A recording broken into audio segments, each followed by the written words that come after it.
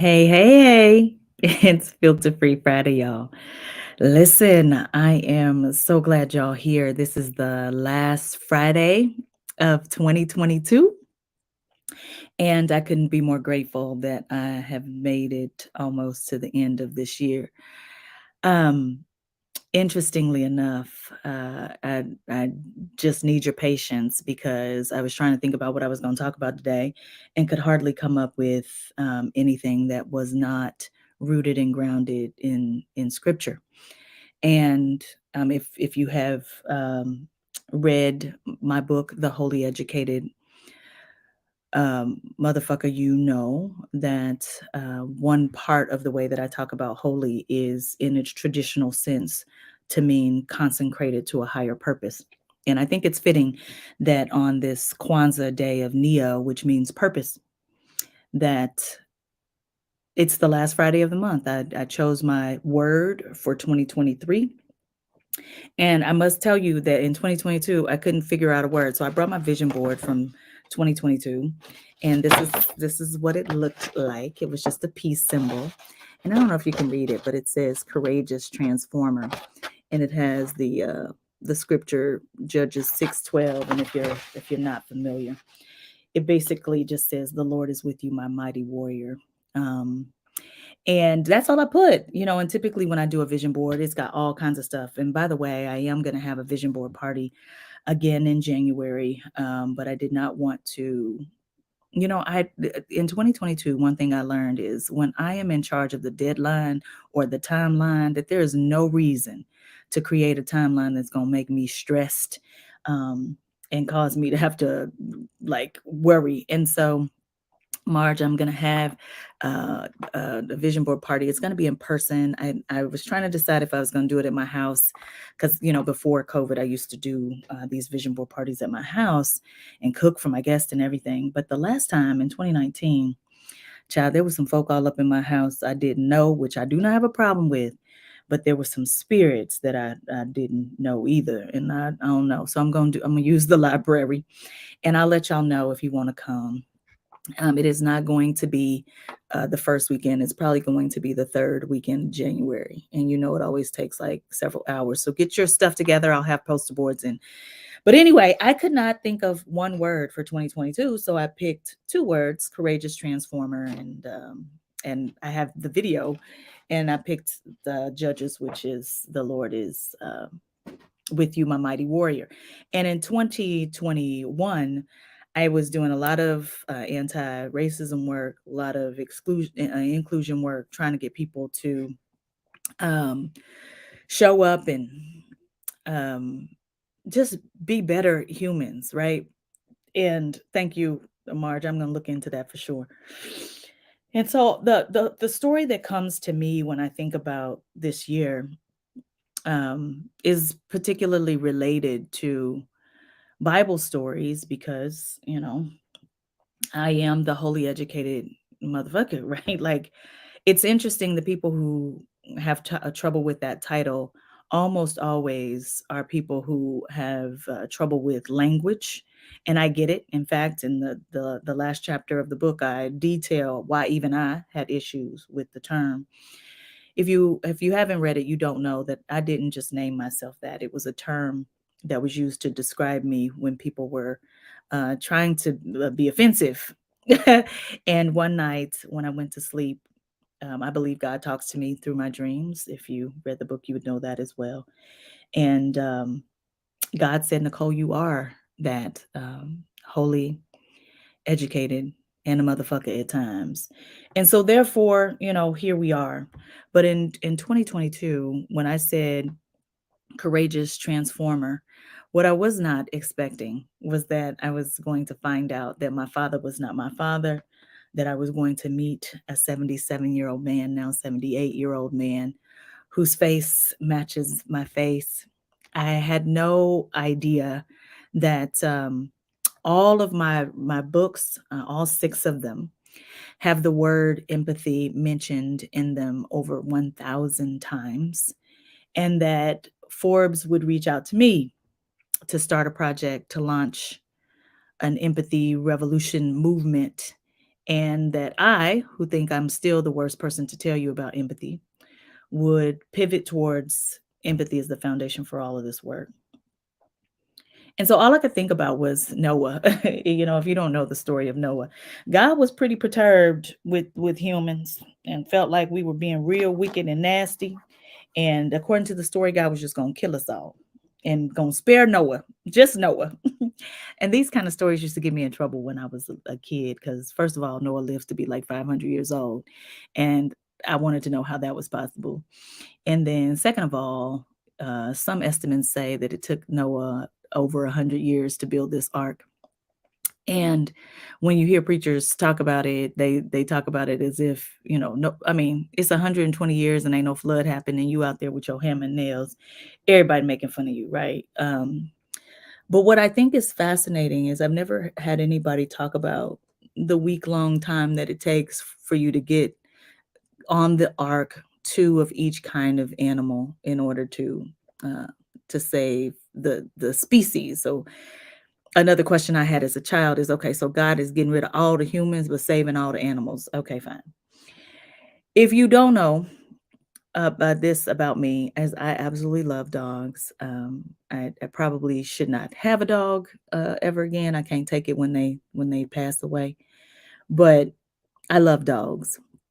And I don't know if you've ever had a dog have an accident inside your home or inside any kind of confined space. It is the smell of hell, okay?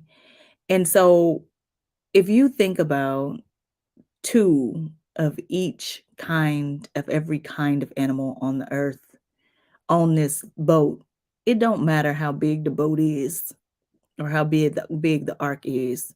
That's some smelly shit. Okay, it is going to be stinky. You got gorillas and elephants and cows and all the things. And every single last one of these things has got to defecate somewhere. And if there's a flood and you on this ark for 40 days and 40 nights and the water is covering up the whole earth, I am pretty sure that it's pretty smelly. And that, my friends, is how I would describe my 2022.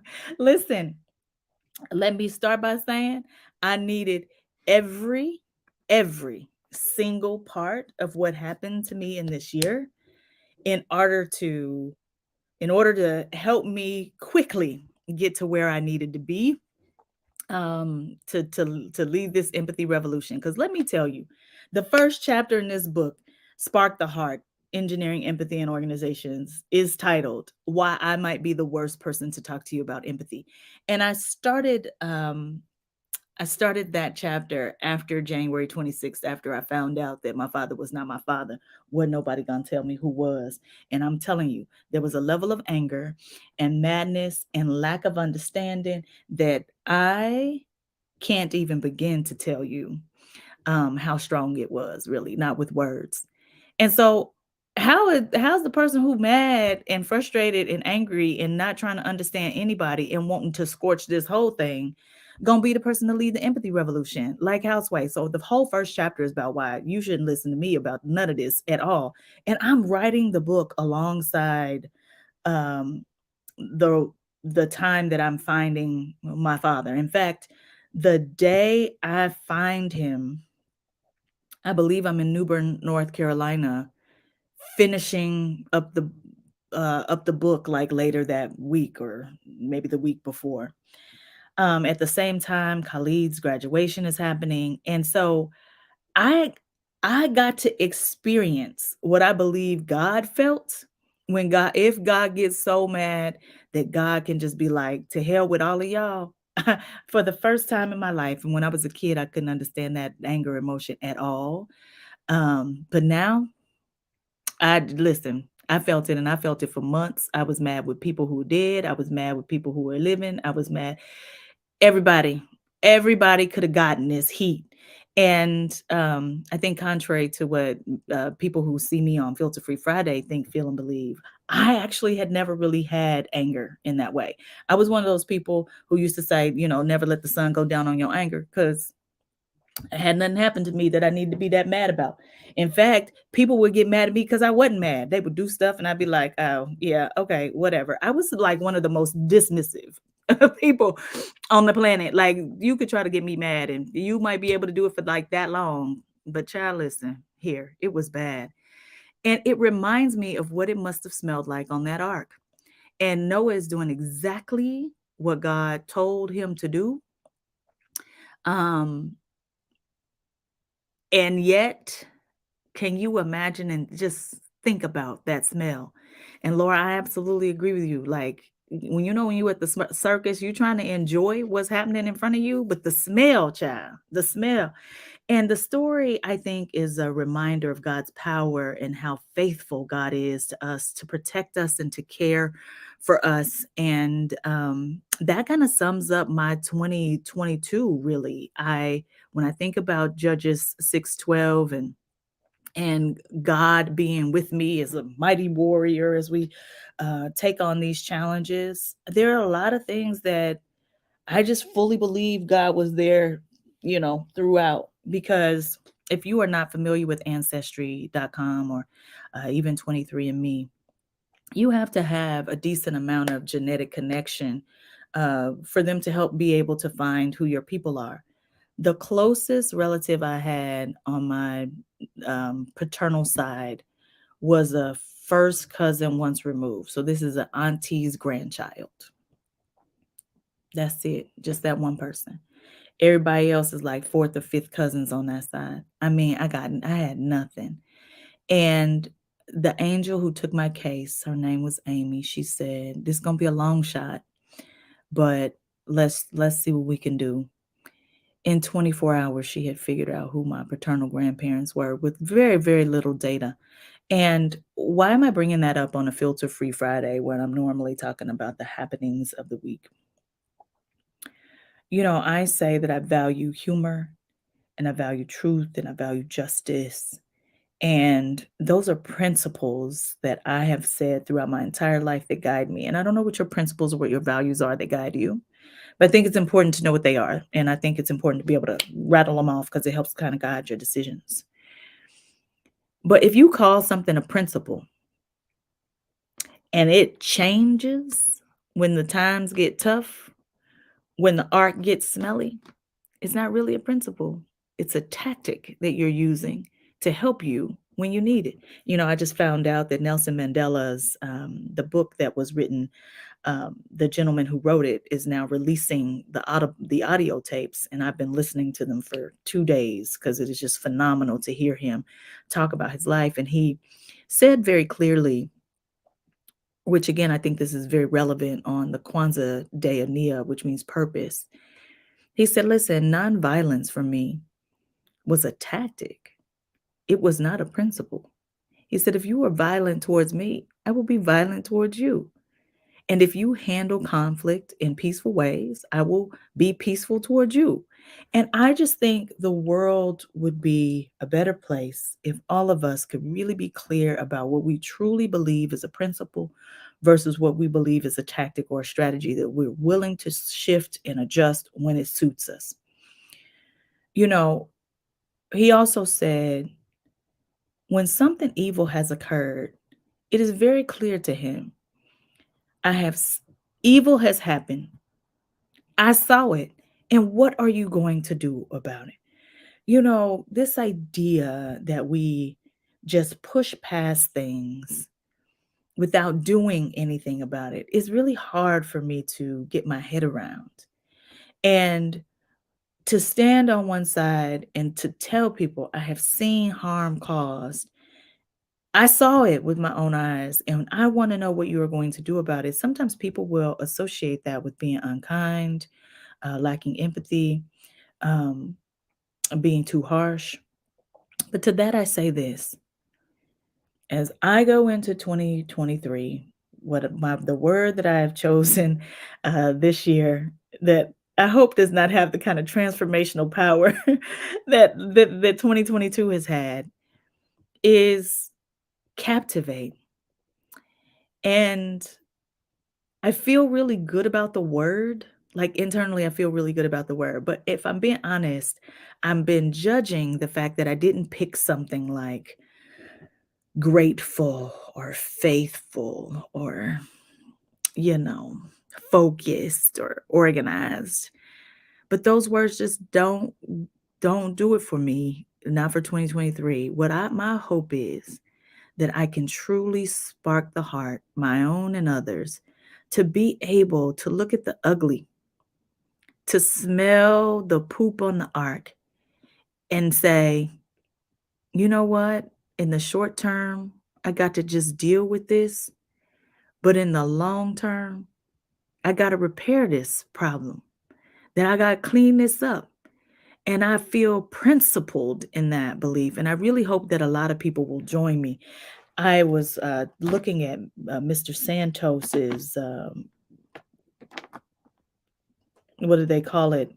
Uh, they didn't call it lies. They said mischaracterizations. Y'all, come on now. Come on. You say your mama died in 2 different years. You say you Jewish, you're not.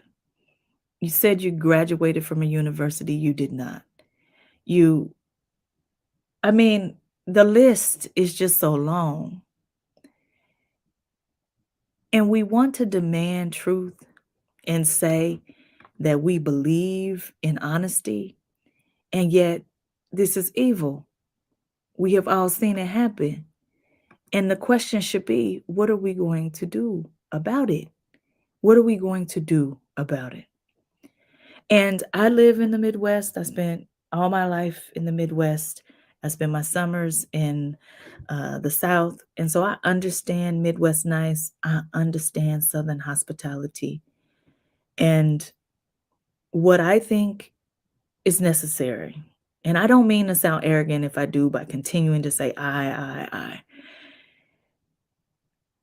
It is just so confounding to me how we can, so many of us in the middle, right? Not the people who are committing the evil. Those of us who are standing on the sidelines, seeing evil occur, watching it with our own eyes, and not answering the question, but what are we going to do about it? That's my group. That's my new group. That's the group I want. And I've done the math because I'm engineer, and I believe that that group is 60 to 70% of us just hanging out in the middle, looking at evil occur, and saying to ourselves, "Mm, in 2023, I hope to spark the heart of my city, which is the heart of the nation, in hopes that we can be a beautiful catalyst for what it looks like to understand what it means to repair harm." When I finish my conversations, I always say, it's always a pleasure. I got it from a friend of mine who's from South America, and she started saying it every time I would see her. And my friend Jim Nunnally pointed out that in addition to the word please, the word plea is also in pleasure. And so my plea to you is this: choose your one word. Choose your one word. Somebody asked me yesterday, why do you choose one word? It helps you focus on what you want to do, what's important for you. Don't let anybody tell you that something's wrong with your word. Think about what you enjoyed in 2022. What feelings did it evoke for you? Think about when you went to bed, if there were nights when you didn't like how you felt. What do you want to feel instead? And then meditate on it a little bit and see what word comes to you. Because if all of us are focused on our consecrated purpose, the 60 to 70% of us there in the middle, doing the thing that God called us to do, building our arcs. I can't Midwest nice you into it not smelling terrible. I can't Southern hospitality you into not having to pick up animal poop.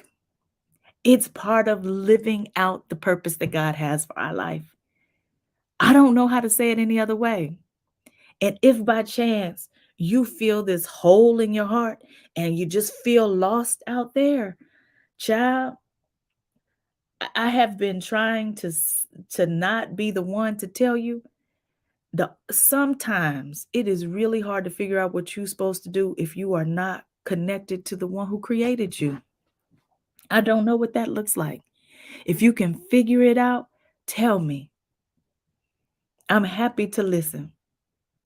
But for now, we need more people leaning in, and willing to push through when it gets a little smelly on our arc. I'll send out the information for the vision board party as soon as I know. And thank you, Marge, for letting me know that I can use some space in the city, because that'll probably be better for most people. As you know, I'm kind of way up here. But in the meantime, sugars, in the meantime, be thinking about what's going to guide you, because hatefulness never takes a day off. Those of us who are beautiful on the inside, just know beautiful people are not just made. They don't just happen. It is because we are willing to do the hard work, to be laughed at, sometimes for a lengthy period of time, to see what the end is going to be. To see what the end going to be. And we have a responsibility to leave this place better than we found it. We have a responsibility to leave this place better than we found it. Won't you join me? I hope you had a fantastic 2022. Be prepared, because 2023, all we talking about is empathy, empathy, empathy, empathy, empathy. And know and understand that it does not mean finding the best in others. I look at Santos and I go, have I ever lied or misrepresented myself? Do I know what I felt like when I lied or misrepresented myself and I got caught? Yes. Embarrassment. Embarrassment. Do I know what it feels like to be embarrassed? What do you expect to happen when you're feeling embarrassed? And then from that position, make the best decisions possible. And those of us in the middle, if we take the time to dig in to try to understand our strategies, our tactics for how we move and shake in this world, will shift. But if we just say, that don't make no sense to me, I'm going to stay far, far, far, far, far, far, far, far away from it, we just get more and more of the same. More and more of the same.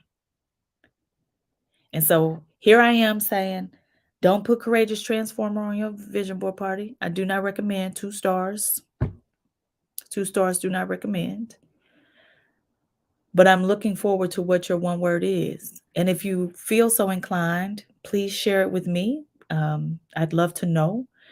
And then I'll be on the lookout for seeing if the way you talk, the things you post, the way you eat, the way you move, the things you decide to support, the things you say no to, do they align to your one word? I'm happy to be your accountability partner. You see, because people think empathy and accountability don't go together. They do. They do. And remember, dear my loves, remember that in the end of it all, in the end of it all, God is with us. Mighty warriors. It's Filter Free Friday, y'all. We got work to do.